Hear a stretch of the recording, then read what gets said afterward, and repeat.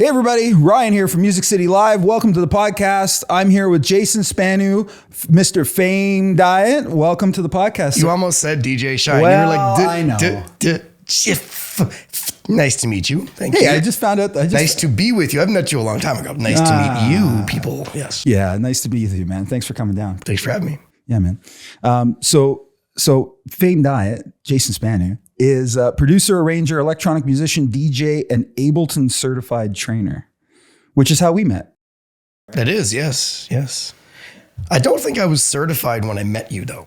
I was on the cusp. They were all like, hey, you're doing all these seminars for us. You should be a certified trainer. And I was all like, what's that? And they're like, oh, no, it's cool. You got to pay. And then they're like, well, no, I'm not paying. And then I actually realized it's quite worth it. For those who don't know, a certified trainer in Ableton means I'm a ninja. And I've proven my ninja status. Okay. Yeah. So you can get like certification in Pro Tools or Logic or any other program, and you might find that there's 100,000 people who've been certified for Pro Tools, right? But on Earth, there's about, I'd say, just under 400 certified trainers that have been like ordained by the Church of Ableton, right? So, and what about off Earth? We have not admitted to knowing about that yet. All right, perfect. Online, yeah.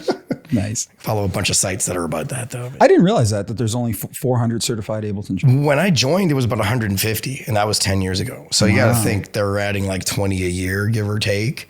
And I get people all the time who ask me, hey, if I take a class from you, can I become certified? I'm like, no. And like, well, how do I become a certified trainer? Well, they tend to, there's 26 in Canada. There's 50 in the States. They add one or two. Wow. Every half a month, every half a year or something. That's kind of weirdly disproportionate, eh? It's just what it is. I mean, they're not stacking it up. It's not a money grab. It's more like, where do we need ambassadors, right? Okay.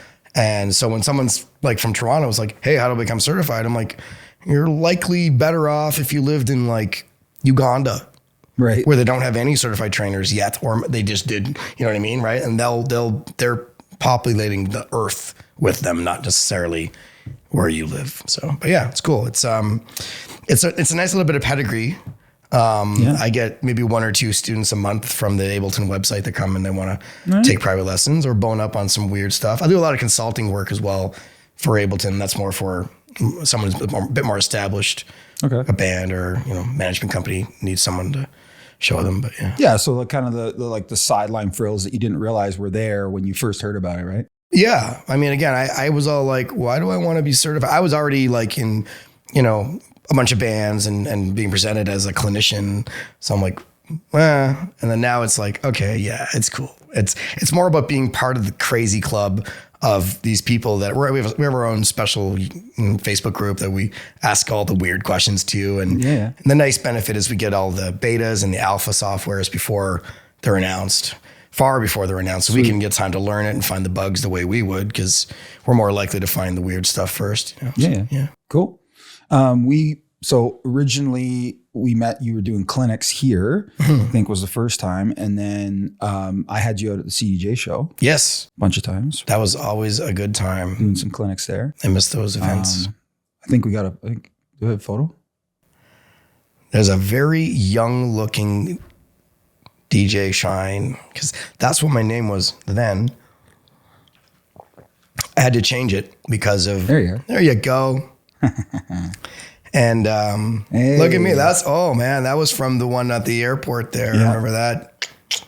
Yeah, baby. And that's like the classic. So when we were going to promote you at the show, I'm like, Warren, I need photos. And this is the photo he sent me. Yeah, it looks like I'm trying too hard or compensating for something, but I swear to God, there's a reason for every button that's there. What does that one do? I get that so many times. The circly one, that was cool. I forgot the name of that thing. I was testing it out, but it was a drum machine. Yeah, I remember that thing. It had like little elastic band pads that you can like shove your fingers in. And I remember that thing. The thing I do mostly, and the reason I have so many blinking lights is I work for a lot of bands being the redundant playback system or the multiple redundant playback system. But not so redundant anymore. I make myself more redundant every day. The better you are at your job, Fair enough. the less anyone wants. Yeah. I mean, that's it, right? Like, or usually they give you more work if you're good at your job. But, in my case, yeah. So I started working with Nelly Furtado back in 2006. Yeah, man. And every band has someone whose job it is to press the space bar and start the song. And that just happens to be how I entered Nelly's band. They were using Pro Tools at the time. Okay. And their music director, a guy named Dean Jarvis, he talks like this. Came up to me one day. He's like, "Hey, Shine." And actually, I had met, okay, so long story short, really long story short, in like 2003, I lived next door to where Nelly Furtado rehearsed. Oh, okay. And my roommate grew spices. Okay. And musicians love to cook with spices. And so they came over and they saw my studio and while they were picking up their oregano. And Wow, that's crazy. that is the weirdest story. And then they met me. And then a few years later, they were like, "Hey, Shine, you still do that Ableton shit?" And I was like, yeah. Like, "Cool. How much do you charge?" I'm like, "I don't know." "What do you mean?" He's like, "Well, we need someone to come on tour." That's literally how he sounds. So yeah, awesome. I got thrown into the world of being a playback guy, and I transferred their world of playback audio tracks from Pro Tools into Ableton, and got known for it. And that just sort of opened the doors to every band in and around Canada, United States-y, world-ish. Wow. Yeah. What other bands have you worked with? I will forget most of them, but the big ones are, so it went like Nelly, that opened the door to Drake, because a lot of the same producer people were like, "You need this guy." And then Drake opened the door to The Weeknd, because I was already doing OVO Fest. This the day that The Weeknd was coming out. I'm like, "I can help you too if you want," right? And then that turned into Lights, Metric, Julie Black for like 7 years. And She's coming to town soon. Yay. Doing like a speaking thing. Oh, great. Mm-hmm. And then Frank Ocean for the last 10 years, which has been interesting because, yeah, it's kind of like the coolest gig you could ever imagine. I remember you telling me when you first got it, you were like, "Wow, this is so cool, man. You don't understand." Yeah. And then, but what's weird about working with Frank, like I said, I worked for him for 10 years, but it's like, actually, I worked for him every 3 years, once a year for 9 years. Wow. Because he does things when he does things. Sure. And you just sit and wait. And then randomly someone calls and they're like, "Are you Shine? Oh my God, we found you. Thank God. Can you come to LA tomorrow?" It's like, yeah. Wow. Yeah. So that's cool. Yeah. And then, that opened the doors for more TV work. I do Canada's Got Talent now to play back for them. I've been doing the Junos for the last 5 years, the Much Music Awards when they actually happened. I did all the We Day events. So a lot of things you can do hitting the space bars for a living. What are you doing for the Junos? Same thing? Well, okay. So rather than there being 14 acts coming to the Junos, if each of them had a guy like me, that'd be a really busy backstage. Sure. And what they do is they use me as the centralized fail point. So every band submits their music, what they want to play, and then they give it to me, and I'm the one system because I'm tied in with the video and the lighting and everything else. And it'd just be a monkey's breakfast of disgustingness, trying to keep patching all the different stuff. So they just keep it simple. And I'm the one ring to rule them all. Sure. Yeah. So how, like, what's the percentage of acts actually using tracks? 100%. Really, eh? If not 99%. Wow. Yeah. And sometimes those tracks are nothing. Okay. They're the click for the drummer. But the click is in time with the SMPTE time code that's being run to the lighting desk, which plays the video and lighting content and makes the fog happen in the middle, right? Sometimes it's a little more involved, like it's the kick and the snare and the hi-hat, and then the rest of the band's doing their thing. Depends on how skittish the artist and their management are. You'll find, like, if you found, I mean, when I began this, I started my career almost the week after Ashley Simpson got caught using tracks on Saturday Night Live. For those young kids, Don't worry about it. Google. But I walked in a very skittish time in the industry where they were like, hide that motherfucker in the back and don't let anyone know he's there. Yeah, right. Right. And I'm like, and walking in from Technoland going, yeah, right. We get to be like, oh, I'm the DJ guy in the band, right? No, you're the DJ guy. We're hiding in the bathroom stall 5 fucking floors away. Right. And it took me a little while. My ego got crushed a bit from that. And I was like, yeah, whatever. I'm still getting paid. I'm staying in the hotel that the band's staying in. I'm part of the band, but I'm invisible. You know, I'm like, whatever. And eventually I got on stage with Nelly and you know, it was after years and years of just being like, okay. And then they put me on stage and I was kind of like, you know, yay, I'm on stage now. Yeah. Right. And then I realized later on, someone told me it was only because I was to fill a spot. Okay. Like, so, and her husband at the time was like, why don't you put Shine on there? So, you know, I was like, cool. Other bands have really embraced me, like Julie Black, like she used to, you know, just that's what you are. You're part of the band. Right. Yeah. And it's slowly over time become more accepted. Oh, it's way more accepted now. Yeah, right. But it's still hilarious because like most of my jobs are pop, and most of pop is we don't care about the band even. So why are we going to care about your stupid freaking computer? You know what I mean? Like we care about the dancing. Yeah, the show. The dancing girl or whatever that's there that we're putting all of our millions into to make glossy and shiny and go buy her, go stream her, go to her concert. I don't know. Yeah. But yeah, I mean, obviously, you know, I've been doing production for a long, long time. When I was growing up and I was a kid, you know, I still remember when that whole Milli Vanilli thing went down, right?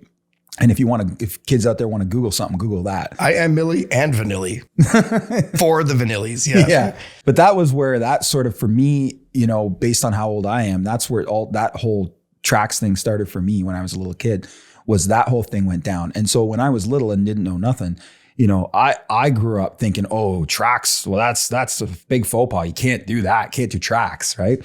And so, you know, but as I got older, you know, especially in the 90s, I was doing a lot of stuff with Much Music. Much Music was bringing a lot of different acts to Canada. And all those acts were using tracks. Out Here Brothers, Maximilian, CNC Music Factory, like all of them, they were all using tracks. And so I had all of a sudden at, you know, 15, 16, 17, 18 years old, I had firsthand experience all of a sudden of what went into these shows. And how much, you know, I mean, the guy from CNC Music Factory was like, you know, jumping on top of piles of speakers and, you know, leaping onto the stage. I mean, there's no way you're singing all that while huffing and puffing and spinning and, you know, so, you know, but back then, you know, I was watching these people doing mostly lip syncing with a little bit of singing. Now you can actually hear that they're turning the mic up a bit. Yeah. And it's because now I feel like what you're saying, it's socially acceptable that people are like, oh yeah, there's no way they could do perfect pitch singing and spinning and dancing and flying and flipping and whatever. I'll tell you one thing though. And then you brought up pitch correction and stuff. Yeah. And, I've been lucky enough to have a career doing playback for over 17 years now. And I have not encountered ever having, so rarely, that I barely know how to use auto-tune. Because I've been lucky enough to work with artists who were that good that we didn't use it. Right. So Nelly Furtado, no auto-tune. Frank Ocean, no auto-tune. Like sometimes like the Drake and the hip hop guys, they use auto-tune, but for like the stupid effect share crap more than staying in tune. But yeah, it's so much a crutch in the younger generation. And I see like, oh man, I'm going to hold back because. Yeah, I get it. I know. Yeah, like the younger ones, the young pups, they don't even have a clue. And I remember like when I first got into this, like Nelly was rehearsing in like this dilapidated garage. Like it was called the Rat Space. And it was an amazing place. A lot of people use it. But at the time it was like, what? This place is funky, right? And the guy, Dean pulled me over. He's like, Shine, the reason we rehearse here, okay? Because if you can make it sound good in a shitty room like this, you can do it anywhere, right? Yeah, that's true. And that's coming back from the people who've toured in the buses and trucks and whatever that just have jobbed it, right? You know, and if you can, once you get those crutches, you won't need them. But if you rely on them, and you take them away, you're dragging yourself by your lips down the street. It's not just auto-tune, man. Yeah. It's everything. Like I work with DJs, I work with performers, and why do we keep going back to a lot of these old school acts is because, not only can they actually perform and do all that stuff, but it's the performance, the music, everything all tied together, but it's a craft, right? And ultimately, the ADD of today is not allowing a lot of the younger people to focus on certain aspects of the craft long enough that they are actually developing artistry around it, right? Which is what you're talking about. Well, yeah. I mean, that's the nail with the screwdriver right there. Yeah, I see it all the time. I mean, we sell a lot of instruments here at the Music City Canada, and obviously during the last 3 years when people are at home, bought a ton of instruments, but not everybody kept them because, I think a lot of people thought, hey, I'll learn how to play guitar, and didn't quite realize, ow, my fingers hurt when I do it. Yeah. It's not a 2-night, watching on YouTube and figure it out thing. I gave up. I couldn't get past the finger hurty part. And I was like, this ain't for me. Nope. You were the guy that bought the acoustic and returned it? I was the guy who rented it. Okay. And said, there you go. I'm going to figure this shit out. Look at me. Hey, ow. What?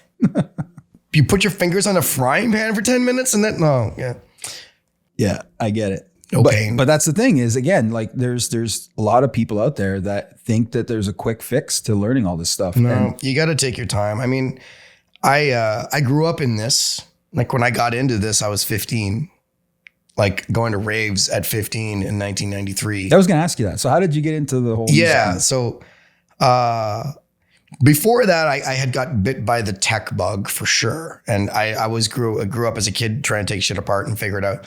But I got into like lighting and sound and drama class and stuff. And then it turned into volunteering at like the local theater. And then from there, I got into, I was listening to a radio show on a radio station called CFNY in Toronto at the time. I remember The Edge, before the Edge. And they had someone being interviewed about a rave they were throwing. This guy called Alex of London Chemistry Productions was putting on an event, and they gave out the phone number for it. And I called that phone number, and I was like, "Hi, my name's Jason. I'm a nerd, and I like to help if you guys need any volunteers." And they called me back, so I volunteered. I went and helped them hang the lights and sound. And I'm 15. I can't go to a rave. My mom's like a teacher, right? Like, so she's coming from there. I don't want my kids. Blah, blah, blah, blah. And I was like, okay, yeah. So they let me go in the daytime though. Okay. So I would go till about 11. And then I would like trip out at the sound check. Here's some amazing drum and bass. I'd be leaving. And then meanwhile, the older kids from my high school are like, what the fuck's this guy doing here? He's got a VIP pass, because I figured it out really fast. It's the line from Blade Runner. If you're not cop, you're little people, right? Yeah. So for some reason that stuck in my head, and I was like, I want to be on the inside of these things, and I just took it from there, and did a lot. I volunteered for all the big rave promoters in the city, who are all kind of still around now. So I've known these people from the jump, and then I got into DJing shortly after through a friend named Jeff Milligan, who was, if you want to Google a name, Jeff Milligan. Like it sounds. I don't even know Jeff Milligan. You should. This guy's the shit. He was the shit before anyone could even wipe their ass. I mean, This guy would play on 4 turntables. What? At the same time, nonstop, all fucking night. I didn't even know there was a Canadian doing that. Really? Jeff Milligan, DJ Algorithm. Okay. DJ Algorithm sounds familiar. Any of us from back in the fucking day, you look up DJ Algorithms, Jeff Milligan's his name. He ended up working as like a tech support guy at Ableton forever. It's a rite of passage. You grew up in Toronto, you live in Berlin now. That's like basically, if you're not, now I know why there's 26 in Canada. Yeah, that's it, right? Because they're all fucked off to Berlin. But yeah, I learned off of him, which was just intimidating because you want to do what he's doing, but then you realize he's doing it, and I'm going to be a biting ass, like stealer of the vibe, right? And that's back in the day when, like, if you bought that record, I can't play it. right? Yeah, I remember those. You know what I days. mean? Now Yeah, it's like, yeah. good luck, whatever, boys. But Everybody's playing it 5 times a within night. 5 seconds. Yeah, you know, you might hear the same song 9 times in a party because no one's listening to anyone else's. It set happens anymore. at festivals all the time. All day, all night, right? So, but he really taught me from the beginning a few key factors about DJing, and I think the one thing that I listened to the most was, if you ever have a bomb in your crate, throw it out. So you get that song, you play the fuck out of it for like a day, and then you chuck it before anyone else has it, because they'll. I don't know if that's the case, but I took that to heart, and I was always like, you know. And the thing about Algorithm, again, he was playing weird music. He was playing Kraftwerk before it was cool to play Kraftwerk. After it was cool to play Kraftwerk. Your parents were playing Kraftwerk. None of us knew what Kraftwerk was. And then the dance floor was playing Kraftwerk again, right? But this guy was bringing that shit. Wow. So I figured that, like, you know, if everyone's doing this house thing, I want the techno. I want to do whatever no one's doing. So I'm the only one doing it. Yeah. Right. And then that extended into, you know, learning how to make music live and play it. And those sort of, I guess they were competing interests in my life, but the making music part won, because it was the one where, as a DJ, I'm going to keep buying records forever and ever and ever. And that's just like, right. But as a musician, I can make them. And so it's a fixed cost to get the crap I need. And then I can just keep making music. And I have more control over when the thing goes where and whatnot. And the problem was I was bad at it. I got good at making bad music first. Right? And this sounds like part of my life. I still make very bad music from time to time. I'm better at making good music now, finally. But I feel like after 30 years, it only kicked in the last 10 that I really got to a place where I'm like, hey, I'm the shit. I like my music, right? You know what I mean? That's another conversation. But, you know, I think everyone who's creative kind of hates what they're doing. Yeah, and I mean, everybody goes through those things too over time, where you're like, you overdo it too, right? Like, you know, I've done that where, you know, I play something for people and they're like, oh man, that sounds sick. And then, you know, I'm like, and then it's like, that's where you should probably stop, but you don't, and you keep going and eventually you butcher it. Yeah. So I had to get through that phase too at some point years ago. But, you know, after 6 months on a song or something, or more. But yeah, you got to release it eventually, Ryan. That's or don't, right? Yeah. Like, and I think, you know, we're stuck in a weird time when if you release a record, it's like it didn't even get released anyways. Where'd it go? Okay. All right. So back in the day, you release a record, the second it gets pressed, it's put in the Dewey Decimal System of a library, right? Like wherever you go to the record store, and like, if it even is available for sale because someone picked it, it probably got yanked by the guy who works there anyway. So no one's going to hear it unless they'll play it. They'll throw the bomb out. Okay, whatever. But sure, you know, you're kind of stuck in this, like, the second it comes out, it's hidden. It's an instant antique. Yeah. Right. That you have to be a very niche person to play. Okay, fine. So we move past that. MP3s, cassettes, VHSs. But now we're at a point where, you know, I don't even want to put out my records because I'm insulted that my one choice, there's a few, but my one choice is going to rape everyone, including me.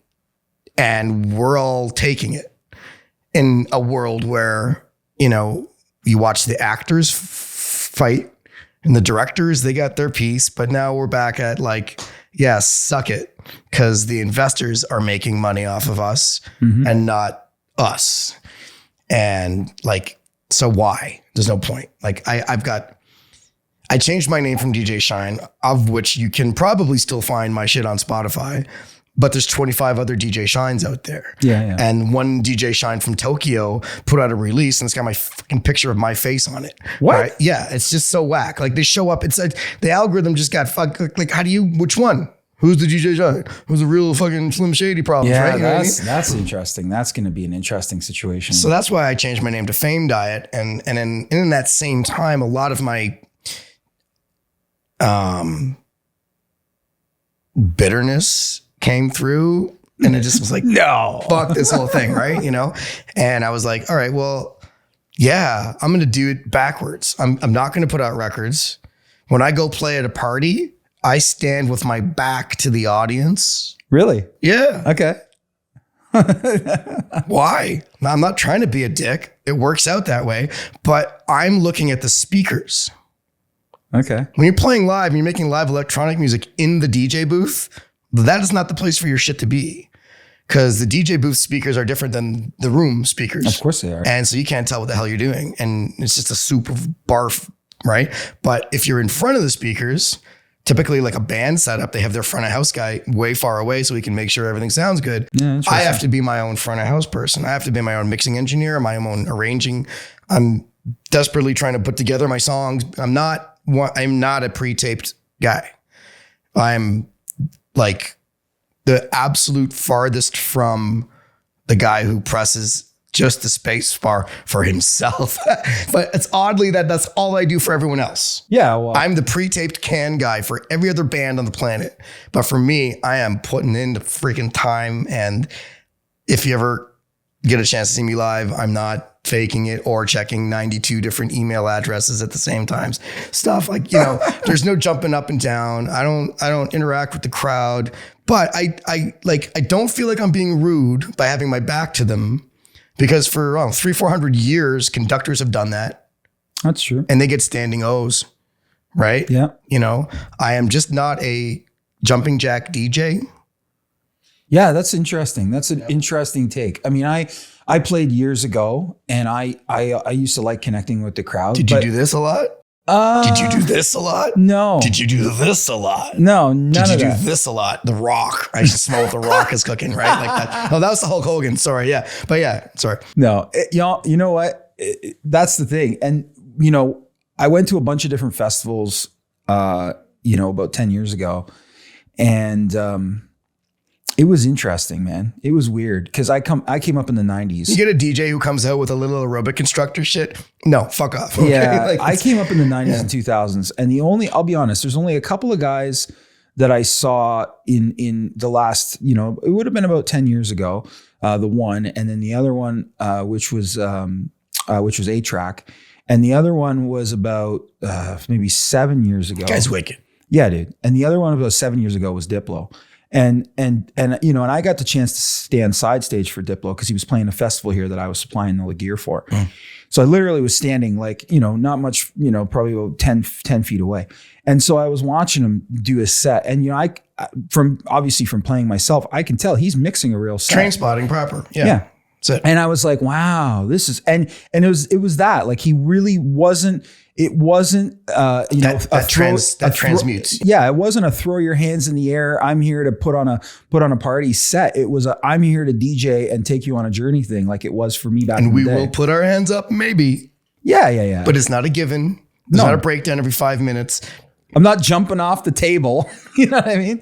I get it. And so it's a different thing. I think there's people out there, and the same can be said about any craft, any musicianship, anything. There's different styles and there's different ways to connect with people. I get There's it. Robert De Niro and then there's Ron Schneider. Totally. You know what I mean? The Case in craft of point. acting. Yeah. Case in point. But it's like, and they can all be on Netflix and, maybe the same person watches both at some point in their life. But it's like, to me, I came from a time, and that's part of why I'm even doing this show is to talk about the past, because I feel like, especially in Canada, there's nobody who's letting people know what once was.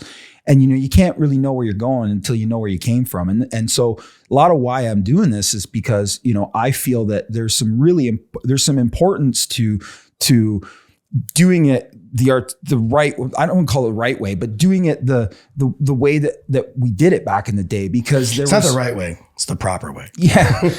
But I get that there's people out there that are going to say, well, there's all kinds of ways to do it. And there is, but I feel like, when a lot of those people, I'm going to be very opinionated about do that. it. Yeah. Most of the people who are saying that to explain away their shortcomings. Okay, so wow, email fire blast me for saying that. But like it's like, you know what? I teach a lot of people, and I encounter one thing a lot. Okay, cool, but how can we do this easier? There's no way to do it easier. Yeah. There is a way to do it easier. And then when you can see that, you can see the sync button, the jumping jacks.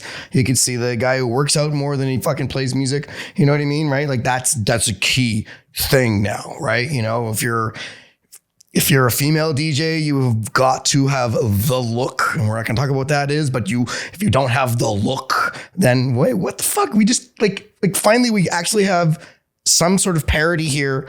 I love that we're getting close to that, but they all have to be good looking DJ girls. Like, you know, ugliest motherfucking DJ guy who's like been doing it for 40 years. So we'll book his ass, but no, we need the girls to have bounciness. I get it. Right. And that's sick. I don't like that. But I'm here for the misgendering, degendering, whatever the hell. I just like, let's play music and do art. And it's about the music. It is. And it's about the music. And that's why you can't rush it, you know? And that's if you that was the point we were talking about. Well, but if you talk to it doesn't matter what genre. Like I've been interviewing all kinds of people from different genres, country, rock, all kinds, and they'll all agree. They'll all say, yeah, you can't rush good art. Like it's you know, it's taken some painters, you know, years to come up with some of these paintings that at the time they probably thought were shit. And now it's like these things are priceless. Yep. But at the end of the day, that's the point is that, you know, you're either an artist or a performer, you know, and I think there is a separation because, you know, there's people that come to me and go, you know, they look at what the festivals and the shows that I do and they're like, wow, man, the music industry is rocking. Like it's, you know, people must be making all kinds of money. And I'm like, well, wait a minute. Like, yeah, is there money? But what you're referencing is the entertainment industry. Like people are on stage entertaining you, bounciness, jumping up and down, whatever, which granted, that gives you a job in some cases. Bottom line is those 40,000 people aren't going, why are they doing this so much? You know what I mean? They're going along with it. They're going along with it. So party. But that's the thing is there's a lot of that. There's a lot of that sort of group think that, wow, this is cool. This is sick right now. But again, like, do they have the reference?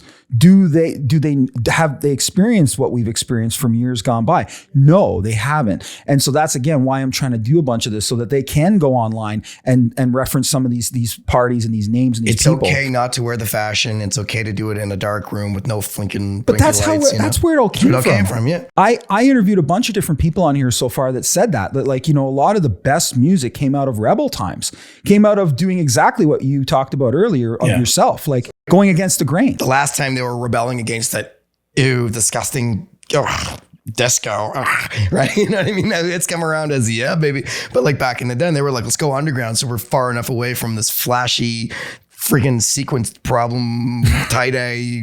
Yeah, no. But yeah, I hear you for sure. Yeah. Yeah. So I don't know. I think it's cool. Like, you know, I haven't seen you play live like that yet, but I want to. Like just if nothing else, because like I've never seen anyone do that. The last few times you saw me play live, I was doing something very hard to do, and it's playing live with other people.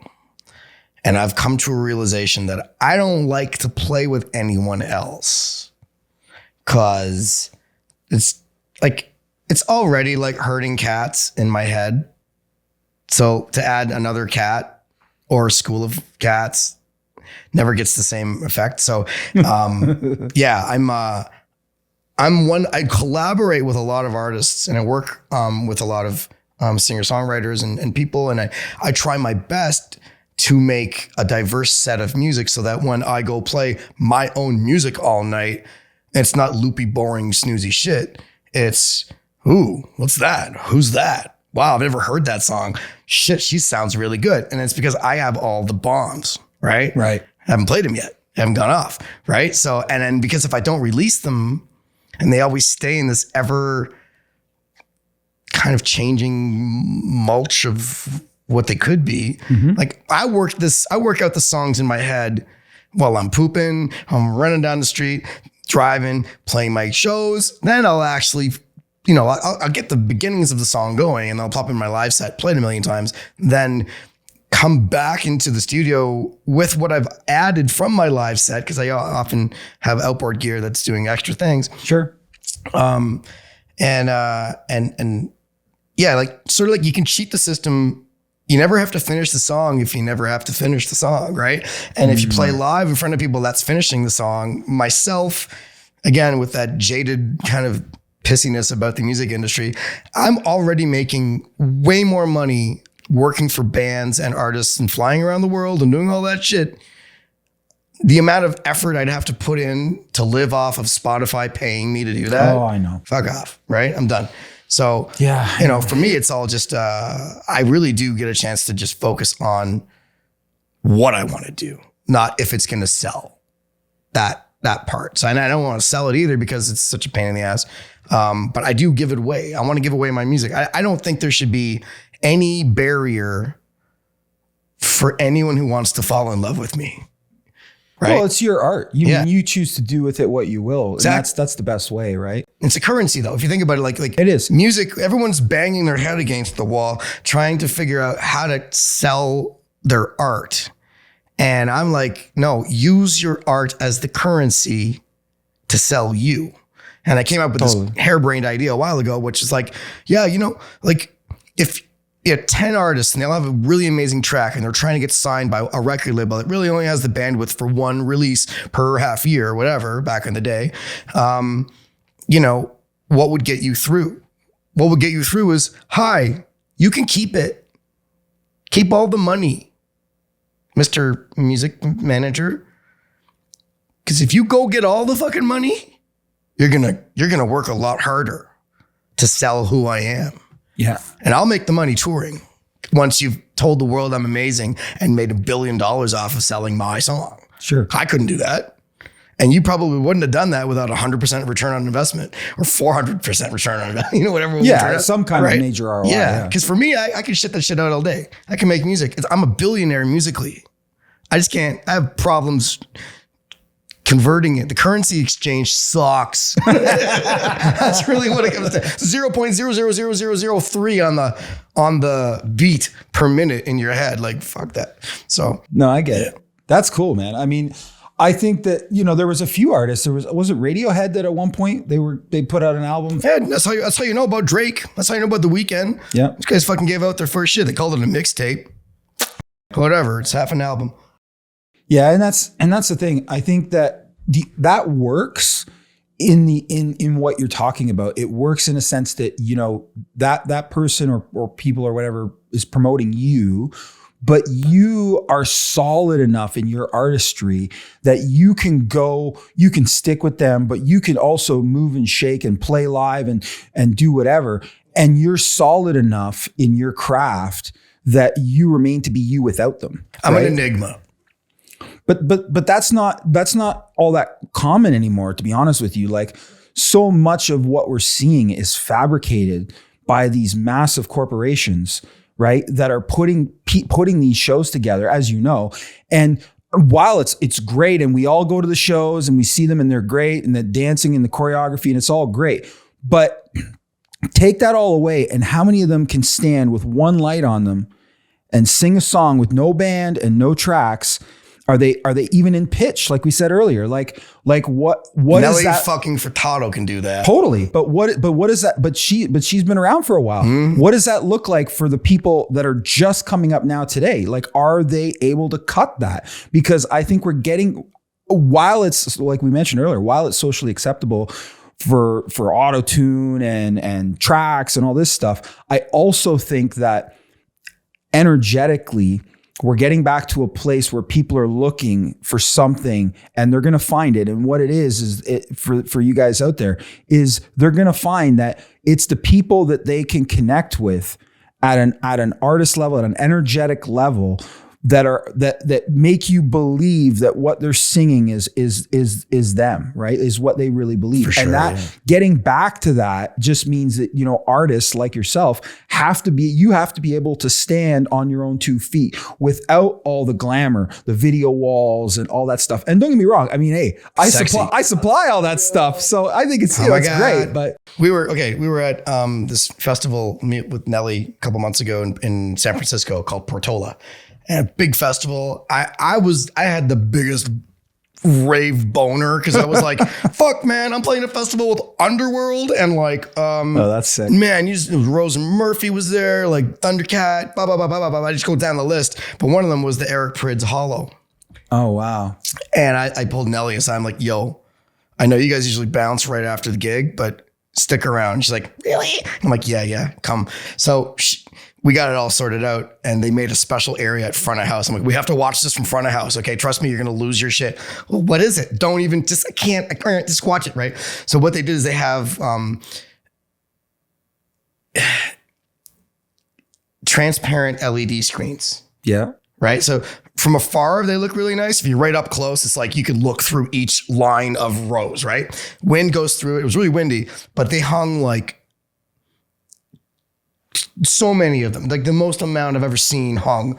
And it just turned into this giant curtain of a holographic image and stuff. And I was like, man, I want to do this. And like, this is what I've been sort of to segue into the next bit here. Like I've gotten into a lot of virtual reality production. Unreal Engine, right? Unreal Engine. So about 2015, 2016, I worked for Childish Gambino on a dome project. So it was a bubble, basically in the middle of the desert in Palm Springs. It was when Courage My Love, the album, came out. It was, the guy took his budget for the show Atlanta, right? Mm-hmm. They took the $2 million advertising budget for the show and they spent it all on this one fucking concert. Wow. Okay.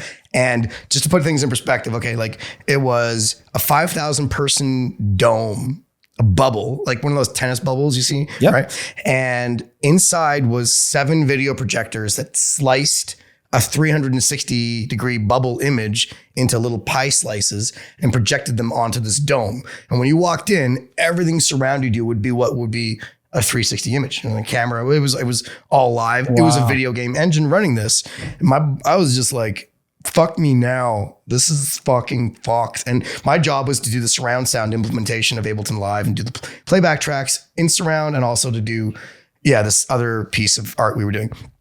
And that got me into it. And I came home with a chunk of money and I sat down and I was like, I'm learning this shit. And I learned the program Unity for the next few years. And I got to a point where like my goal has been to make like infinity rooms.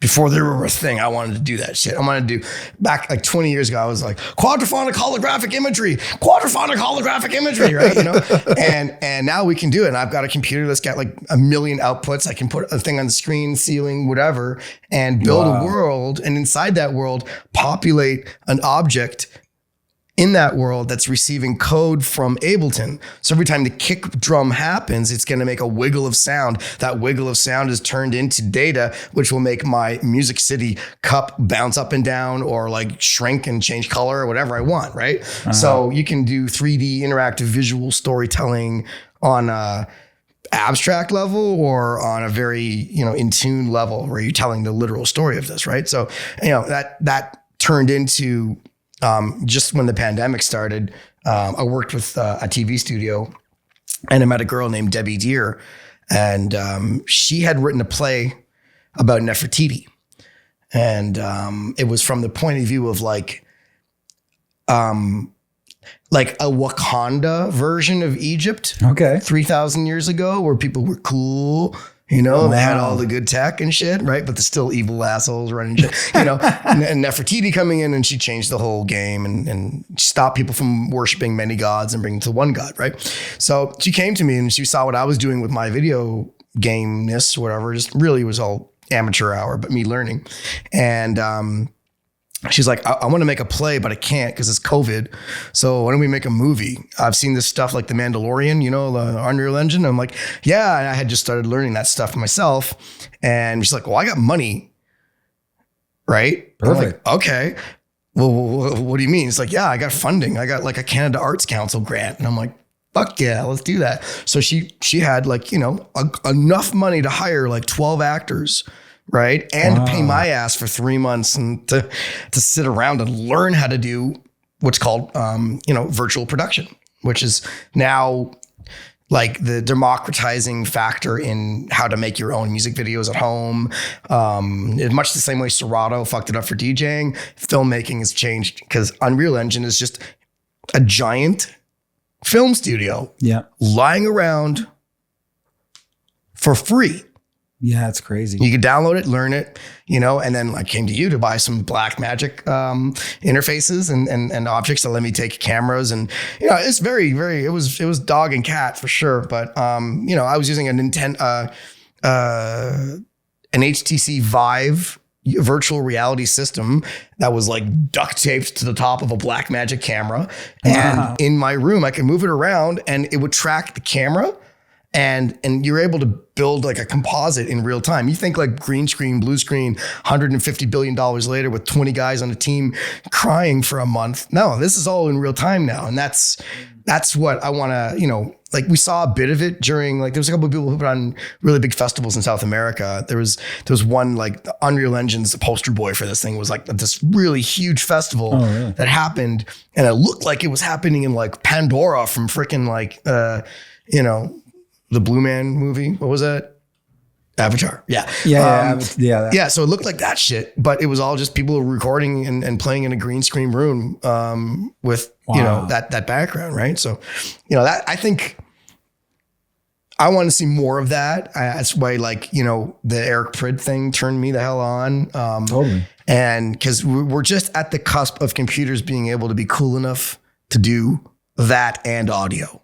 Right. You can do all this stuff if you have a team, but we want to make it so that one or two people can run this. And then you've got artists who are not stuck the way they are traditionally with their pre-baked crappy fucking festival jumping fest shit, and you can go the way I'm doing it, which is, it's a little more dirty and it might be a little weird for a little while here and there, but it comes and goes. And I'd much rather not put on a perfect show, but have it's coming out live and we're sweating, then put on a perfect show and you have that one soundbite of Deadmau5 in your head going, yeah, it's all fake. Everyone's fake. Fuck it. What the fuck? Right? And like, thanks, buddy, for bringing attention to that. But it's not always all fake. It's just 99% of the time always all fake. There's some of us who. So you bring up a good point. And I was going to ask you about it, which is, if we talk about, obviously I'm like kind of mind blown from some of this because, I love the tech world and I'm really excited about the fact that people are starting to integrate that level of tech with live performance. So like going forward, one of the questions I was going to ask you was, people who are currently artists or people who are coming up, like, where do you see technology in the grand scheme of things in terms of like the live performance aspect? Like, is that going to continue to evolve and be a big thing? Is that something people should be jumping on? And if so, like what do you think people should be getting in on, like on the ground level on now? I am excited more now than I have been over my entire career because I see the possibilities being more accessible for most people. And as a youth, I was very frustrated because I wanted all this shit. And finally I'm 47 and I can actually afford this stuff. So if you're a youth, I have conflicting views on this. I think you'd kind of need to go through all that dumb shit to have the artistic understanding of it. Mm-hmm. Can't just pick up a bottle of wine and go, this is good wine. No, I should actually have probably learned sommelier before I got to that, right? But we're at a place where I think it's pretty obvious now you're on your own, right? So figure out everything. And, like as a person who owns a business, you probably respect even the president has to clean the bathroom situation every once in a while, right? I still do. That's it, right? So I took this very, very, very seriously as a kid. And when I knew what I wanted to do with my life, like I don't have a university degree, but I teach at a college, which is kind of weird, right? Like I finished with high school and I said, there's nothing out there that's going to teach me what I want to know fast enough, right? And at the time I was like, yeah, I'm going to go to music school, but like, I don't want to learn rock. That was a very ignorant way of looking at this, but that was my mindset, but I did put myself through personal university. So I think now we've got with the internet and YouTube and all this stuff, everything I learned about video game making, I learned from a 15-year-old kid in fucking Sweden who put out a bunch of tutorial videos, right? So like it's come full circle. I think we can rely on each other for more information. And more than ever, I was looking at textbooks on paper, the internet on books, you know what I mean? Right. I think what I would tell anyone is don't rely on any one thing you think you're going to do, and learn as many of them as you can. Cause diversify. Yeah. I mean, as a home business, whatever I am, if I relied on just space barring for people, I'd be dead. Right. I try to do all these things. Teaching's great because it's basically no overhead. I can just talk to you for a while and you give me money. Right. You know what I mean? Figure out whatever you can do to get this artist, from the 90s. His name's Hamadre. He was one of the first guys on +8 Records back in the day. Hamadre, yeah. And when I was coming up, he was a really good guy to me. And he would always be like, yeah, man, I like your stuff. You know what you need though? Blah, blah, blah. Lie, cheat, steal, do whatever you can, sell crack, but get gear. Right. And that stuck with me. Right. And I'm a minimalist. It looks like I'm not, but fuck, I am actually the most minimalist you can imagine. But like, I did not have the money to buy the gear, but I got the right ones at the right time. Right. So, trying to remember what the question was again, but it was, what would you tell people getting started? Well, technology wise, like, is technology going to be a big piece of, because there's a reason why I'm asking, is because there's people coming up right now, and they're coming up in a world, like you said, where they're going to make music. They're going to buy some gear like you did. They're going to make some music in their, bedroom or studio or whatever.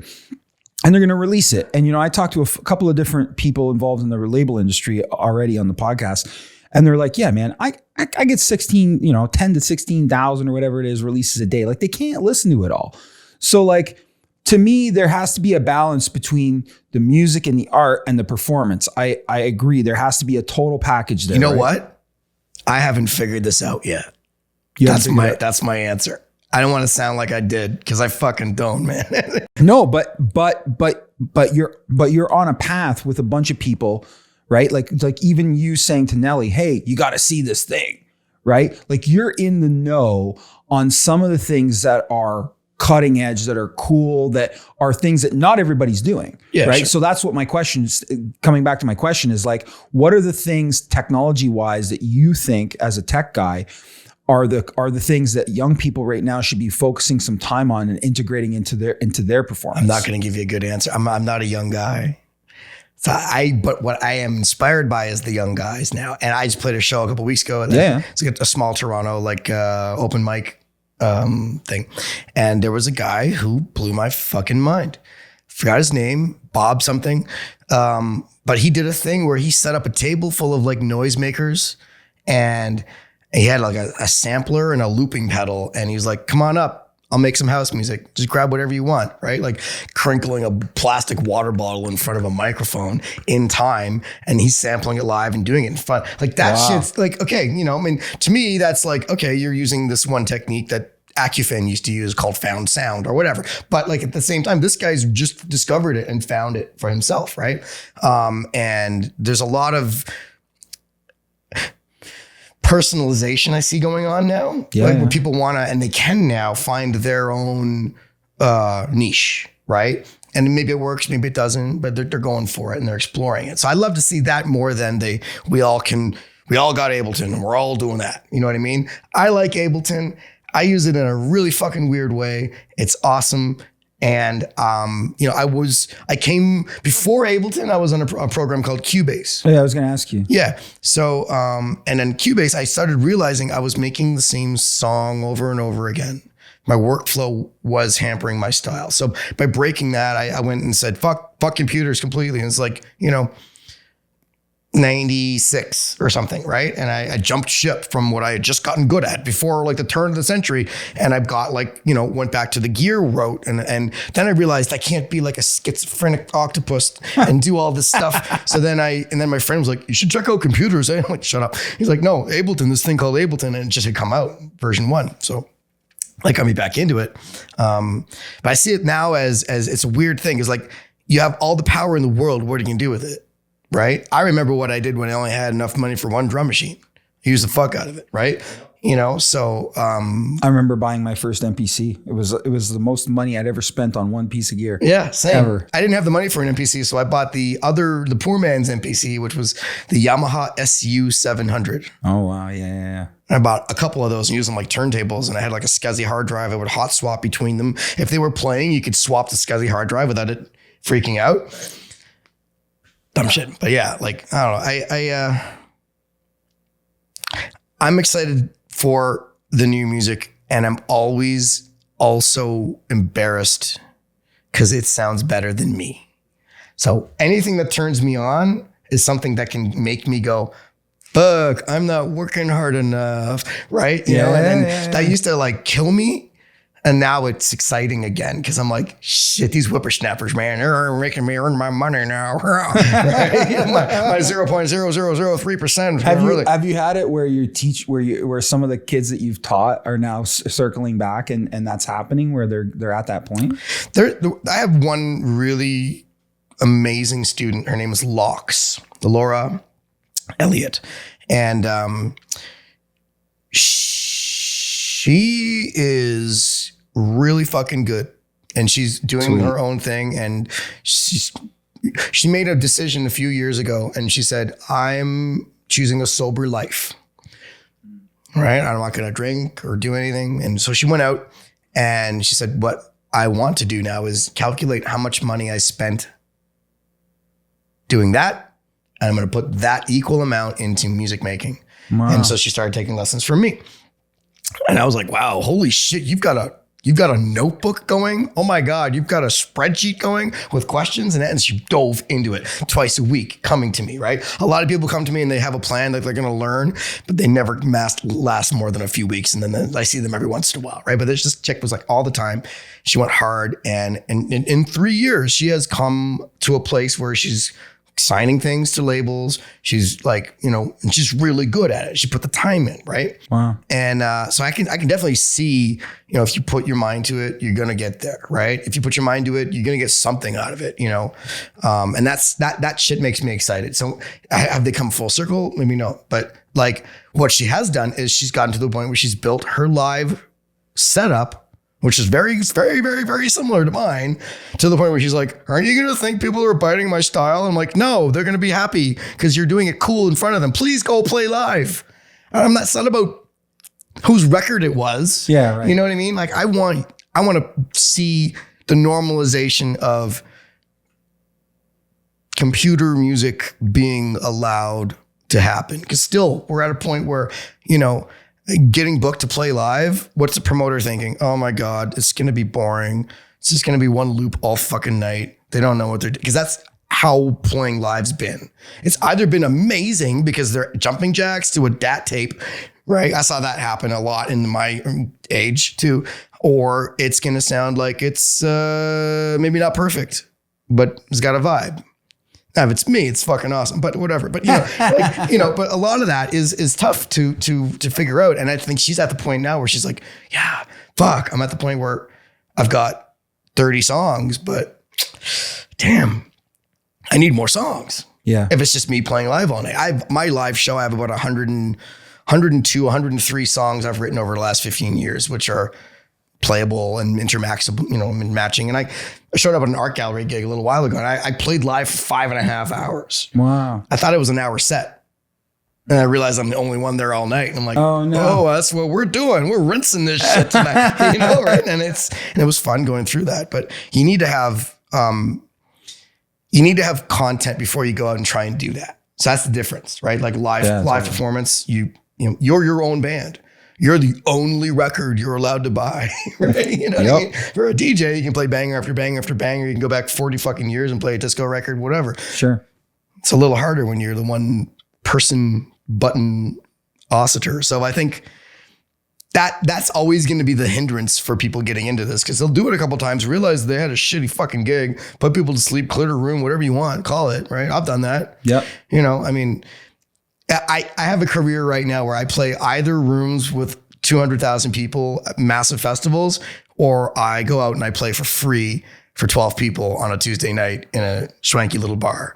And I get more love out of that than obviously the dopamine jump from the festival stuff is crazy. But, I it's about the music more than anything. It's about sharing it with one person. If it's 5 are there, that's even better. If there's 20, awesome. But, Yeah. I think if anyone takes anything, take that mentality with you.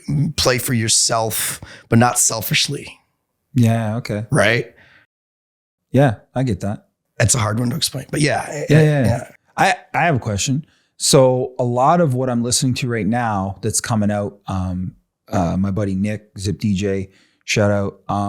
I've been listening to a lot of the stuff that's coming out on Zip, and I'm like, there is, and I mean, this has been going on a long time in electronic music, long time is sampling. But like, man, like right now, I feel like people have just lost hope on originality. Like there's so many. Do you know what? I love that. Resampling going on. So I want your take on this. This is my question. I love that is there because it sets up the juxtaposition of art against that. Right. So fine. Oh, you sample, it's art. It's art. It's cool. But we're like the 19th version of this one song that was a hit in the 90s now later, and it's cool, but I love when other people go for the low hanging fruit because it just puts the rest of the tree that higher.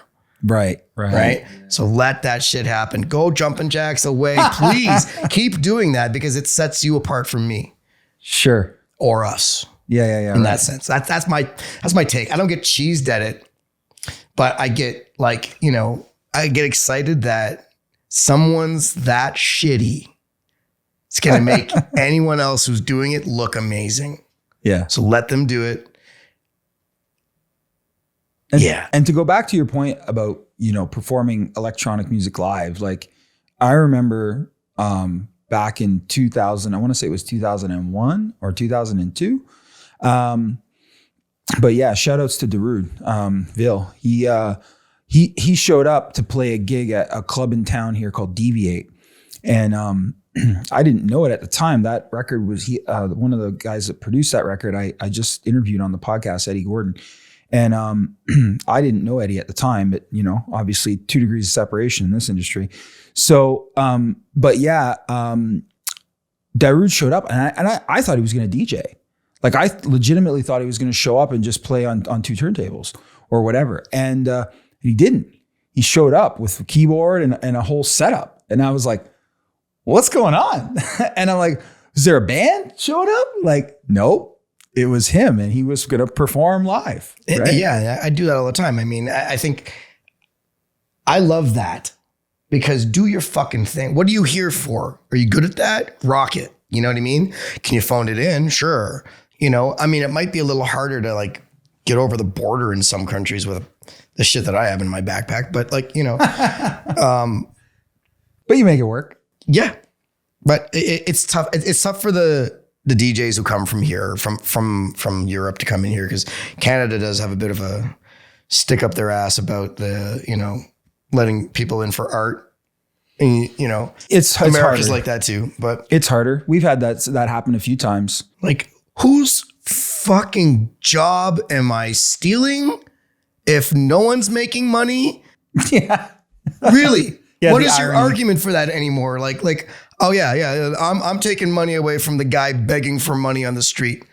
Your busker is making more money than the guy is going to be. Yeah, no. Fuck. Yeah, no, totally. Yeah. It's just all excuses. I think, I think art like that should be universal. I mean, as long as the person's a good human being and they aren't going out and killing people all the time, you know what I mean? Yeah. Or there's no real major risk of this person doing something crazy, then, I mean, art is an incredible thing, man. I think it should be shared with the world. And this is the weird thing about music though, is like, you can look at a picture, blink and see the whole thing.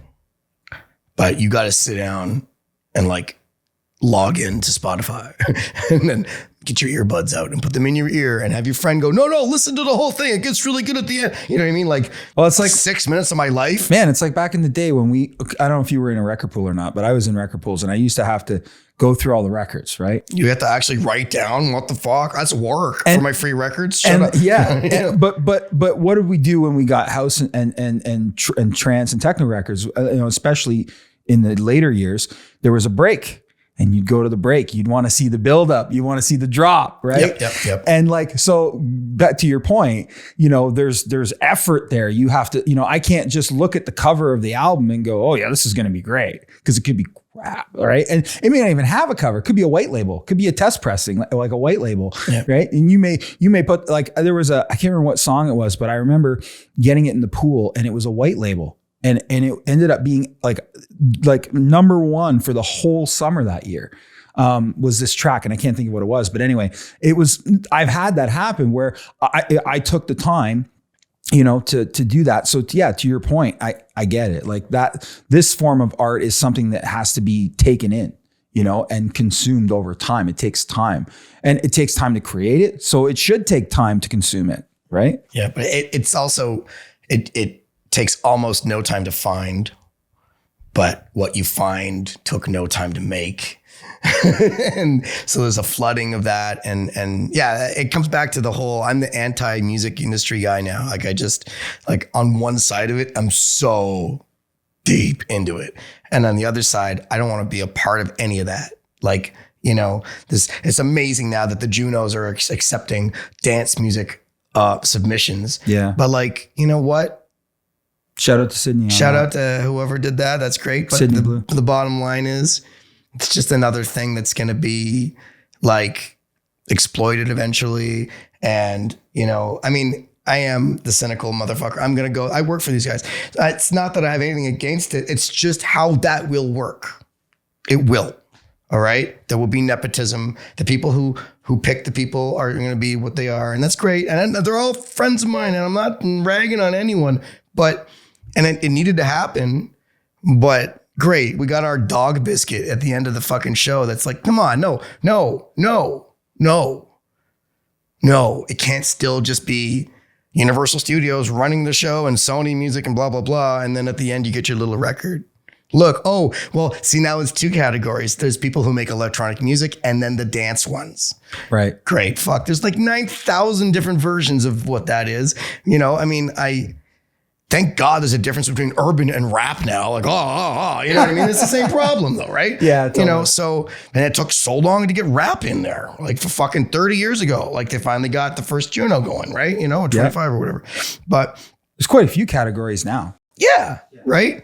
Yet still like, Indonesian pan flute still has its own fucking category in there. That we have, you know what I mean? Like whatever the equivalent of that is. But I don't know. They got good lobbyists. Yeah. I don't know why I'm ranting on the Junos. They do lots for Canada's music. That's the only thing in Canada that celebrates it. But we used to have a thing called The New Music. You remember that? Yeah. Yeah, there's a TV show about it, right? Yeah. And that was the shit. I grew up watching that. All of my world was running home and watching Byron Wong or like Larissa Gulka, and these guys were rolling and telling me about bands I'd never heard about, like Billy Bragg or, the electronic people. And now there's nothing. Like, this is the closest conversation we're having on a TV screen, and it's going to even come close to this shit. So totally, kudos to you for doing this, man. This is like what, thanks. I'm drove all the way out here on a cold ass day, expensive gas tank of gas. Yeah. I was in Niagara Falls last week shooting Canada's Got Talent. It was $1.30. It's $1.50 now. I know. In a week. I know. The fuck? I know. It's insane. Mary ho ho. Yeah. Taking advantage of all those people driving around for Christmas. No. So where do you see things going? What are you afraid of? What are you excited for from this weird world of electronic music and dance shit? Wow. There's a question. Turn the tables on a turntable. Turn tables on a turntable. No, it's all good. I think I've in a few of the earlier episodes I've shot, I've talked about what I'm not really afraid of it. I think I'm trying to get ahead of it. And we're talking about a lot of it today, is I'm concerned about this disposable society we're living in, because I think that the value of all things, all information, the value of it has become nothing. The value of information has become zero. And the most important information is the tribal knowledge that has been passed down through generations for forever. And people today, because of access to Google, we both mentioned it a bunch of times in this episode, go Google it. Great, awesome, great tool, incredible, right? Didn't have that when I was back in the early 90s, you know what I mean? When I was trying to figure ish out with my MPC. But how come you're not swearing? Sorry, go on. But it's like, I realize, like, I've been fortunate. Both my grandparents on my dad's side are still alive. I'm fortunate to have had them as my babysitters. Now, they couldn't speak English when they came to Canada. They typical sort of Europeans came here, worked. My grandpa worked in concrete. Grandma worked in a factory. They learned the language, all that jazz. But I learned some really cool core, values from them that when I'm looking around, and I interview all the staff from my business. When I look around, I'm like, man, these values are gone. Like, where are they? Like, and it's not that, and like, I don't expect people to have the same values as me. Everybody has different perspectives on life and different things. They come from different places, but like, have values, like have a stance, right? Even if it's a rebellious one, and you had a shit upbringing, and your parents, there you go, I swore, and your parents are, didn't raise you right, whatever, but at least have some values of your own, have a stance. And I think that my concern is that a lot of what young people right now are doing is they're relying on social media and the internet and things that they're consuming. Which is very incestuous. Yeah. And they're relying on that as their reality. Yeah. And they're not really creating their own based on all of this stuff around them. Most importantly, in my opinion, tribal knowledge. Like, my grandma used to made these really incredible pancakes when we were growing up. And like, once she passes away, that recipe's gone, and that may sound like such a little tiny thing, but, I was just in New York but hold on, to take that and paraphrase it. What's going to happen when Richie Houghton passes away? Them pancakes will be gone. You know what I mean? Exactly. Right? Yeah. Case in point. Yeah. I was just in New York City, and a really, good friend of mine who I became friends with through the CDJ show and through some people that Eddie Gordon and some people that I've known through that. One of those guys is Lenny Fontana, and Lenny was at the last show I did. He helped me put together the radio panel, one of the panels for that. And he lives like 2 hours away from Manhattan, and he took the train in just to see me, and bless him for that, because, I mean, I want to connect and learn as much as I can from these people. I mean, Lenny played Studio 54, but I caught that. But he's worked with so many legendary people. Like, he even mentioned some to me when we were there that I didn't even know he had worked with. Right? Some real big names. And at the end of the day, I'm humbled that he came 2 hours to see me on a weekend, and took time away from his family. And to me, like, internet's great, social media is great, but I can't get enough of this, right? Like, when you were talking to me earlier, you were saying like, oh man, last time I was here, we broke bread, we went to dinner. Like, I love that. I love the human connection. And I think that that's what we have to get back to, dismissing your family's knowledge because you think you know it all because you have access to the internet, and losing that human connection, whether it's at the family level, the friends level, whatever it is. We have to get back to that. We have to get back to that. There's a weird thing though. You made me think of something just now. Sure, yeah. It's on your line of thinking. Sorry to interrupt. No. When an artist starts out, they're on this path, right? Mm-hmm. And it's usually about being viciously independent, finding themselves, which is very nah, you know what I mean? Right? Like, I don't want, or they are also terrified that they've been too influenced by someone and they don't want to copy them, right? That's kind of me. Right. But, and so a lot of what we're maybe seeing and painting as like ignorance or, something can be linked to that strong individual beating of the tribal chest to say, this is who I am now. I've been thrown out of my tribe into the bush to go do my first release and kill that dragon or whatever the fuck it is, right? And then come back. And then after a while, maybe you mellow out and you chill into what the hell it is. So I think the beginning of this whole conversation we had, we were all whippersnapper, rare, yeah. And the perspective now is making me realize everything we were complaining about is youth.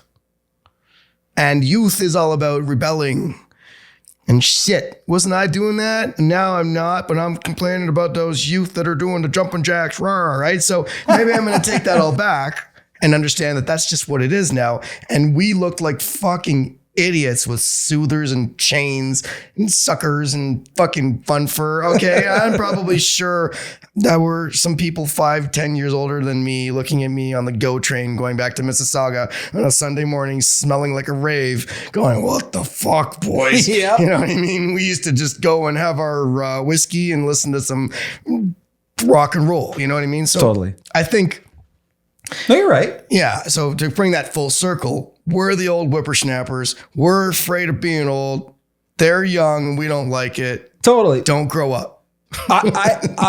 And you know what? Yeah. I like the fact that, you know, I have both perspectives being this age, right? I'm kind of in the middle of my life, and but I've been blessed enough to be surrounded with some older people from really young, right? Like I got into the business when I was really super young, like 14, 15. And so, you know, while I'm in my middle ages, I feel mentally like I'm older because I've just had this connection for such a long time with people. But I think that what I'm trying to get at is I don't expect all young people to watch this and go, oh yeah, I'm gonna have to go and connect with all kinds of people that, you know, no. But I think that what's important is someone has to start saying, hey, by the way, just so you know, there's all this really important information around, all these cool people that are willing to, you know, help you out and mentor you.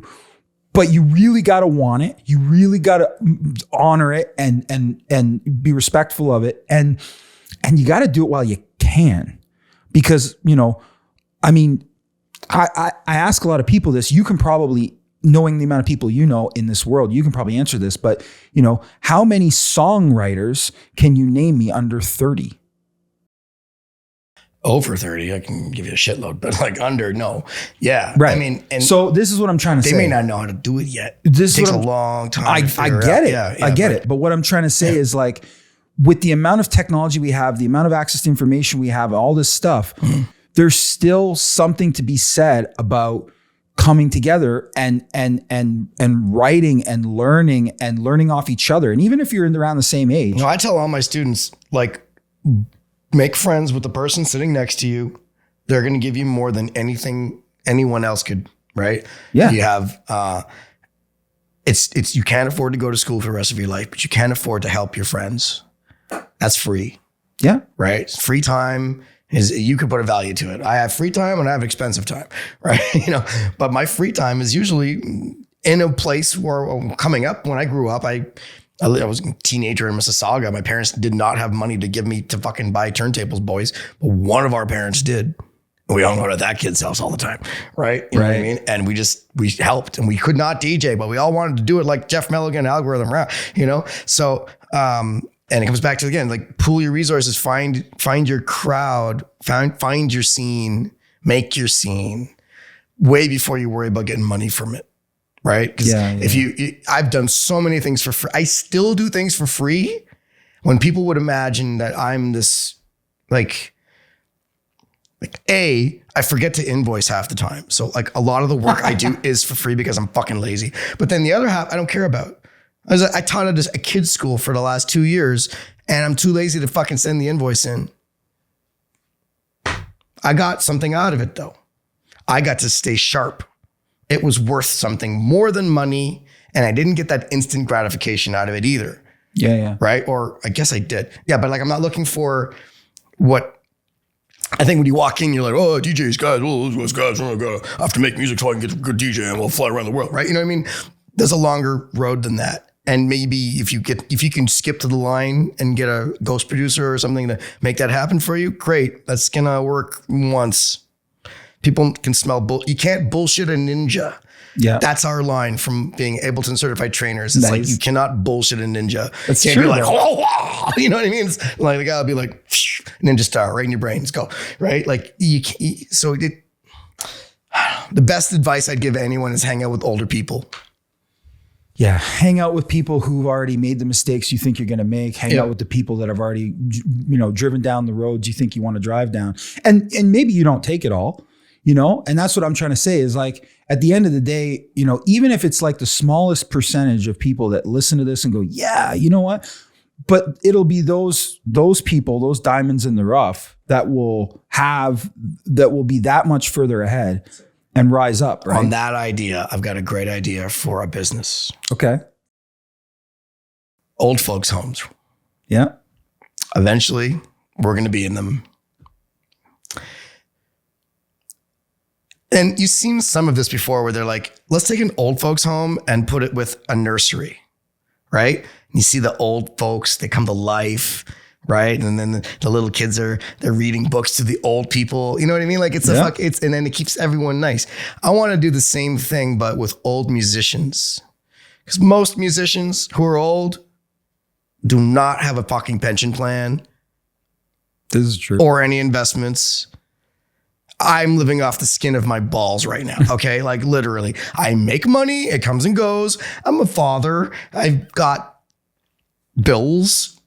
I'm just lucky enough to live, right? But at the end of my life, oh boy, I am terrified. It's going to be a long jump down a chasm for me, right? It's not going to be, you know what I mean? Like that's my plan. It's like we're going skydiving without a parachute, okay? Like that, when I'm done, right? But if there was a situation where, this is very morbid, but there was a situation where you would say, all right, let's say we have a house big enough to hold 3 old guy musicians and house their 3 young people counterparts. And there you go. You can solve the housing problem right now because I can't buy a house. You can't buy a house. It's crazy. 2 people can't buy a house together barely, but if you get 7 people together, you can buy a mansion. Right. Yeah. And if the government's subsidizing the people who come to help them for their care, which is again, way out of a hospital. So it's not necessarily $10 billion a bed, it's going to be affordable. And then there's a sense of community. And the musicians get to hang with the younger ones. The younger one, one of my favorite musicians I get to play with is a guy named Peter Mifsud. He's a saxophone player. All right. I have access to saxophone players, but I want an old guy. He's not that old, but he's an old guy saxophone. I want someone who's been playing saxophone for 48 fucking years to play on my song. Because he's going to know shit backwards. So if you take those people, you put them in this like old folks home, everyone has a purpose for living. They'll stay longer. The math in our brain, music already has been shown to be like one of the strongest things cognitively to keep you going, right? Yep. So, and there's so much we can teach each other in this crossover period. Now, again, you do that right now, you're going to get a bluegrass musician playing with a techno guy. But in 20, 30 years, you're going to have us, old and gray-haired motherfuckers. Start it now. I'll tell you the whippersnapper story here. When I was your age, we went to the clubs and got near each other. Right? What's brutal is we're already almost in that situation. Because the clubs are already going down. But no masks on. We went to clubs with no. Nice. Yeah. It's a crazy time. Hey, you brought up speaking of saxophone players. Do you ever? What's your take on session musicians? They're great. Yeah. You work with a lot of session musicians. I don't so much. But I work with people who would be session musicians. I just don't hire them because I'm cheap. No. But there's a really cool web app I use called Vamper. Have you heard of Vamper? Yeah, I've heard of it. Yeah. It's great. 2 years I've been using Vamper. It's like the Tinder for musician without the fucking. It's just like making friends and making musicians, right? And so I've met so many people that are amazing off of that. And some of them are just doing the musician part. A lot of what I go for is like, I want to find vocalists. I need people that I can write music with. But like, session musicians are great. It's funny. Like there's that one thing going on right now, the Fixer dude, the black guy who played on like all the 25 fucking records from the Beatles. And cause Ringo never was in time, but this guy would run in and fucking fix the whole day. Like that shit's awesome. I want them to get their cred for that. Yeah. They don't. But yeah, I think I got to remember which non-disclosure agreement I'm not to break right now, but a lot of records, like I'm guessing, but I'm pretty sure an artist like Nelly Furtado obviously has used session players for the record writing. Right. Okay. I'm also pretty damn sure the amount of people in her band who've ever played on an album is wicked low. It's not for any other reason. It's not like she doesn't like to let them share or whatever. No, it's just how it is. It goes that way. It's a lot easier to just pay some motherfucker $1,000, show up, play the bass, fuck off. You get your point. You're out. Than it being someone in your band, but then you have a falling out, but you still owe them money from the record. So it's nice to keep it all separate. That's why that tends to work a lot in the bigger machine of things, right? Where it's just like the background act. You're the background actor. What's your experience with players? Like, is the age of players, is it catching up? Like, are there younger guys coming up? Yeah. It's all over the place. I mean, I'm on the spot right now. I can't remember the guy's name, but a friend of mine, he's plays on a lot of records, and it's like being me, right? Like eventually someone knows you. You get put in the right pool of people who know you. Like I don't apply for jobs. I haven't used a resume in 20 years. I'm the guy whose roommate sold weed to Nelly Furtado's band, and then. But I could trace my entire career to about 6 people. The people I worked with in Nelly's band who went on to have other jobs and are now the guys who book all of the audio engineers for the Junos or the whatevers and stuff, right? So It comes back down to build your network, right? And the other thing about building your network is build your network and never ask anyone for anything until you need it. Because you're probably only going to get one big ask, right? Yep. And so there's a lot of people who build networks and think, great, I'm going to start climbing the ladder now. It's like, no, man, that's too transparent, right? Yep. You know what I mean? Meet someone, be nice to them for 28 years, then ask something if you need to, or offer when you can, right? And that's, again, maybe bringing altruism back into this concept, right? Like, and just doing it because you love it, right? And so there's the people who are going to go, I have to jump every night and do my jumping jack so I get famous because I'm a jumping jack guy. Or there are the people who are like, I turn on my music every night and I work on my craft and I beat the shit out of that drum machine, right? And over a longer period of time, they're going to have the more staying power, right? Totally. I've always been about the slow burn. I don't mind if it takes you a while to find out about me, because by the time you do, there's a lot of a sentence to say, right? That's people are trying to get out there with nothing to say yet, right? And that's the TikTok movement, right? Yep. Oh, I only need you for 13 seconds. So here's 13 seconds worth of content. Bye. Right. And that doesn't fly. We were walking around New York. We saw people shooting TikToks everywhere. I ain't got no TikToks. I never touched an AI, nothing yet. Yeah. Like, oh, I was going to ask you about that. Yeah. Like where do you see Don't it? ask me about it. You don't see it. It's beautiful. It's amazing. I've actually used it to strip vocals out of a Nelly Furtado track we didn't have fucking the stems for. Things like that are, whatever, that makes sense. It all still sounds like shit. Meh. Not there yet. The art, I would use it when I get lazy. If I was making a video game, I'd be like, hey, make me grassier. Prompt grass that looks like grass, not on a, you know what I mean? Like that would be how, but again, but I wouldn't say like, make me a cool song that sounds better than that guy so I can jump in jacks. Yeah. And that's what some people are trying to get out of it, but they're not, and, if you're a writer and you need someone to edit your shit, it'll help a lot. But if you want to get it to write your novel for you, it's like, I've noticed it now, like, the clickbait, like, hey, what's Scarlett Johansson coming up to next? Right. So you click it and it's just like, Scarlett Johansson is an artist of the 20th century who lived in blah, blah, blah. And it's just this bullshit that doesn't connect. Right. So coming back to the human experience, we see through that very, very fast. Right. It's cool, but it's gimmicky to me. I want it to know what I want better. And until that happens, no. It's not there yet. Yeah, I agree. I don't have any, and there's no AI in my life. I was like that with VR though. Like I got into VR. I was like, oh yeah, cool. I learned it. And I'm like, I'm going to put this on the burner for 5 years.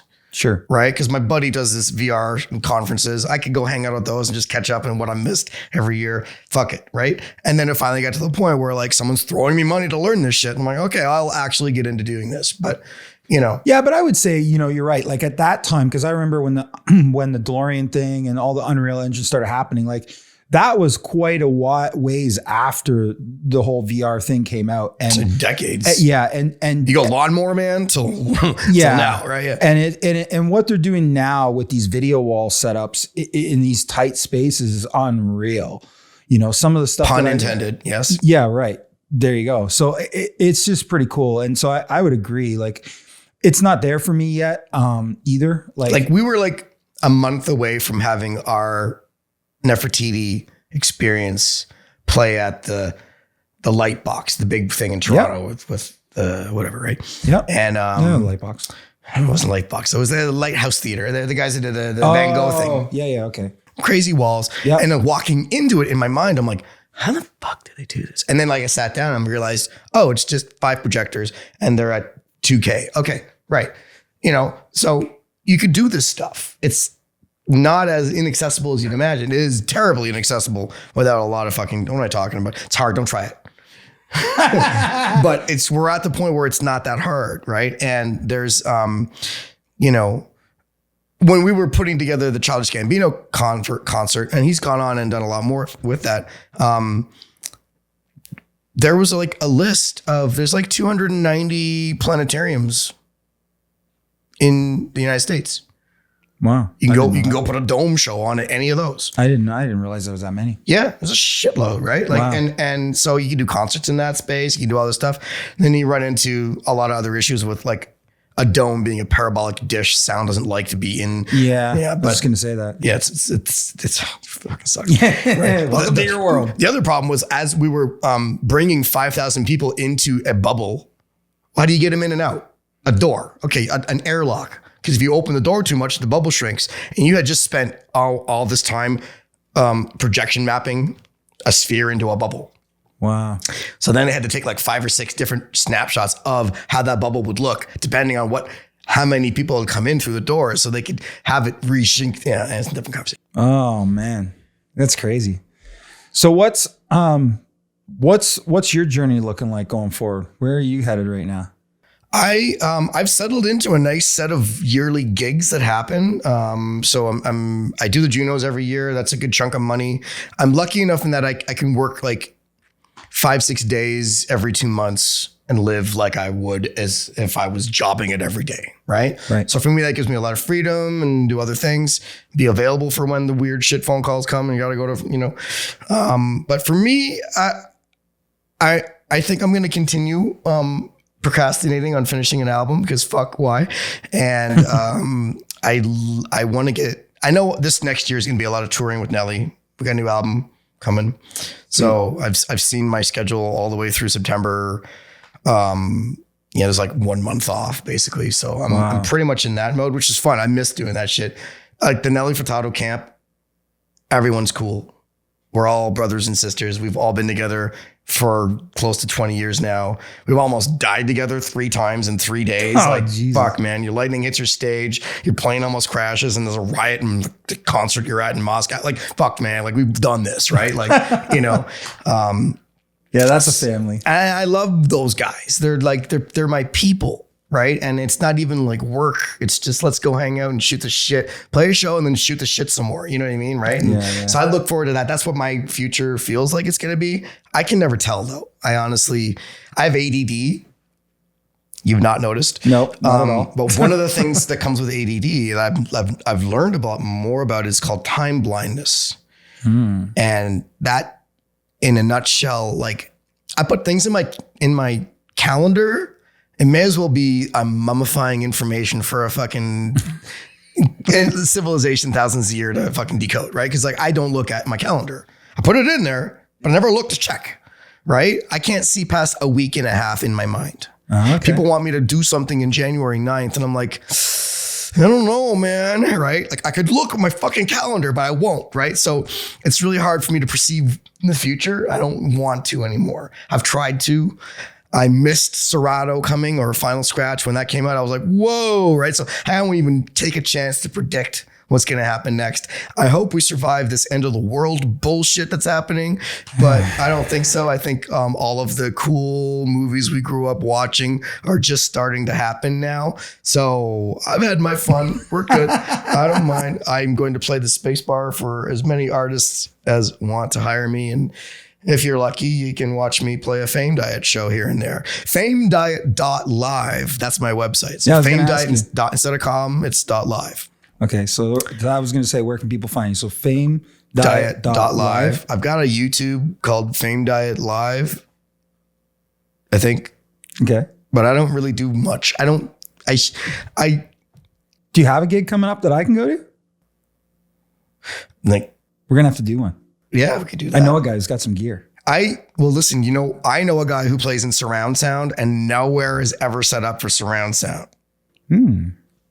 Like I could do 8 or 7-1 surround. That'd be cool. Right? I mean, like it's like there's no one who can say that to you. No. Like that's definitely right? on the fringe. And I've been sitting around with this live like since 2016 going, I can do surround if you guys want to surround. I've done a couple myself where I've just gone and rented 8 of the exact same speakers and whatever. But like, that'd be cool. I want to do fun stuff, but I also want to say like, if I'm the anchor of this, I can't get more than 9 people to show up. So fuck off. But let's bring in Kink and have me play, or let's bring in something like, but what I'd love to see more is the home cooking shit, right? I want to see if you're going to put on a festival, I want 20 names I've never seen before. Cool. Right? Do you know what I mean? Yeah. And that won't happen. We'll say it won't. We'll see. It won't happen. We'll see. Because people are like, I don't know, man. I'm not being told. But back in the day when I was a 15-year-old raver, I didn't know who the fuck LTJ Bookham was, but his name was huge on font, right? So that's how I know he was the star. Why didn't we just do that again? Right? Like, if I go to another city, like go to Barcelona or something, I have no clue who those DJs are. I think we need to, I think you're right. I think the biggest thing is it's all part and parcel of the same thing we were talking about earlier.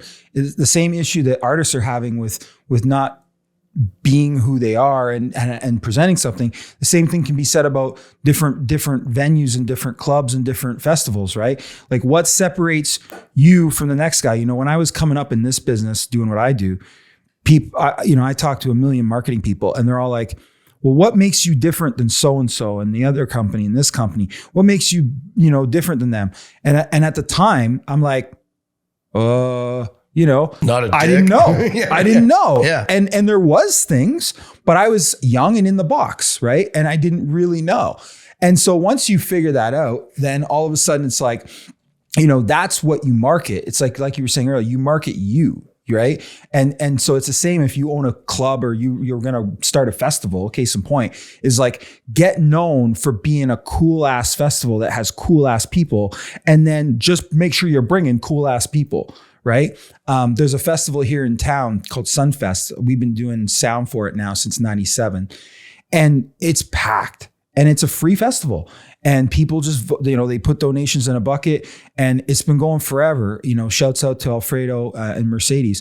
And it's like, but they physically travel around the world and find acts that I guarantee you like 99% of people in London have never heard of.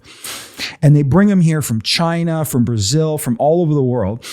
And it's crazy. Like, I swear, so many of the acts they brought in from Colombia have stayed here because we now have like 12,000 Colombians here in London. But like Colombians, yeah. But it's like that's you get known, whether it's you as an artist in your show or you as a festival or a venue or whatever. But you get known for having a good time and having great acts and a great vibe. And I think that's the answer to what you're saying is like we have to get back to working on designing what makes you different, what makes the thing you're doing. Are you the venue? Then what makes your venue great? Are you the festival? Then what makes your festival great? And if what makes your festival great is Tiesto, shouts out to Tiesto, great, but Tiesto isn't going to be playing your festival every year. or for 12 hours that day. And you may not be able to afford him, frankly, right? Like that's the other thing a lot of people don't realize is the cost of some of these artists to bring in, right? But you can sure print on the flyer, Tiesto's little brother. Richie Hawtin's third cousin, force removed from 3 marriages, Dead Mouse's friend, like yes, that's what I want to see. A festival of, and I used to write for a magazine called Club Life magazine. And one of the things we did, I was a music editor and video game editor back in the 90s in there. And one of my monthly columns was called DJ Connections, where I picked one DJ and interviewed them. And at the end of the interview, I said, who do you recommend next that I interview? So it was just this like 6 degrees of separation all the way through. And I found my way through people I would have never fucking ever thought of. But I got the ear to the ground answer, right? You know what I mean? I want to see a festival like that. I'd love to see anyone do things like that more. Yeah. Because I just met some wicked Basquiat ass motherfucking artist.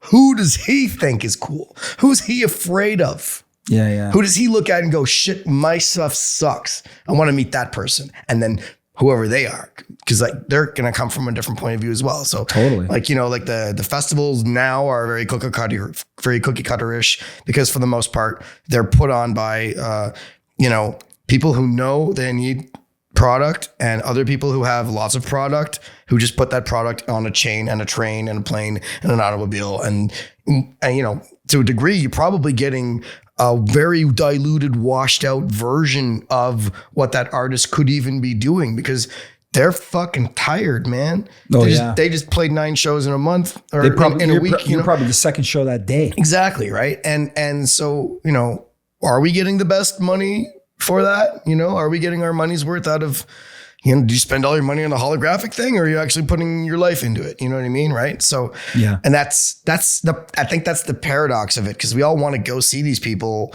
at their kind of okayest. God knows, we're the first to go, train ride, shoes in the dryer, right? You know what I mean, right? Yeah. So, God forbid that ever happens. I fuck up while playing live, and sometimes I'm in the middle of one song and I hit the wrong button and it plays the beginning of a song, which stops. It's like ending your CDJ and picking a new track. Like that happens. It happens. I'd love to see that happen, because it means you're trying, you're doing something, right? Versus it's all dialed in, right? So, but. Yeah, it's an interesting question. Are we getting the best out of it? Are we getting our money's worth if that guy's playing 20 fucking festivals a month, throwing cakes? Are we getting the best cake that night? Right? I remember talking to Tiesto in Miami, and at that point, and I think he does now, but at that point, he's like, I don't even have a house. He's like, I'm playing so many gigs, I just have the plane. He's like, because I'm playing sometimes in 2 different time zones in the same day. Right. I don't think he's gigging that much anymore, because I think he's got some understudies, as you mentioned, that I'm good friends with that are doing. You know Tiesto's friends? Well, my God, he's got a couple. Book him, book him. Tiesto's friend, little small Tiesto, big word friend. Yeah. All good, man. Well, dude, thank you so much, man, for coming down. That is not me. The real DJ Shine. You looking at my Twitter handle? No, I am the real DJ Shine. But I haven't logged into my Twitter in 16 years. I made it and then I forgot it. Like, it's my calendar shit. So So your website is? FameDiet.live. FameDiet.live. www://http. You are a gamer. FameDiet.live. Yeah. And just if you're watching the Junos, or you're wondering who hit the button on that dancing cow on Canada's Got Talent, that was me too. Yeah.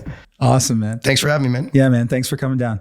Hey, everybody. Thanks for watching the show. Thanks for watching this episode. Look forward to seeing you on the next one. Check us out, Music City Live on musiccitycanada.com. We'll see you on the next one. Take care, everybody. Thank you for watching Music City Live. If you liked this episode, like the video. And for more clips and episodes, subscribe to the channel. Feel free to join the conversation by commenting below, and visit us at musiccityliveshow.com.